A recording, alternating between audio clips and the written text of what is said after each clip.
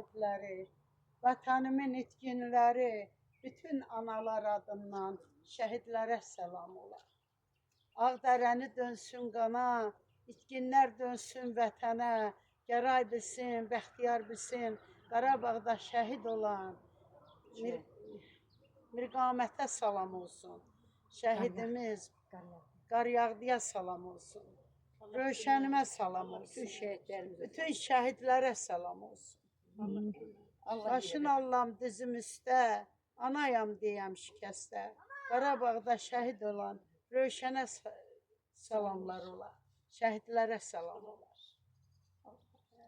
Allah hamısını Allah cəm şəhidlərimizin yerini cənnət eləsin. Şəhid Əvvəl Şəhid Əli gəldi.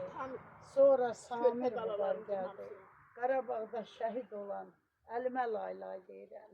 İzzətə laylay deyirəm. 18 il zəhmət çəkən, sevinib oğul böyüdən, anasını oğulsuz qoyan Nizzətə laylay deyirəm. Balama laylay deyirəm. Qarabağın şəhidləri, mən sizə laylay deyirəm. Rəhmət anası. Elə Mirqamətə qurban. Allah hamısının yerini cənnət eləsin. Allah bugünkü ziyarətimizi də qəbul eləsin. Allah burada yatan şəhidlərimizin hamısı yerin cənnəti qurşad eləsin. Amin. Ayağa kalk. Bundan nasıl ne yapıyorsun? Çayda sümüğü getirin.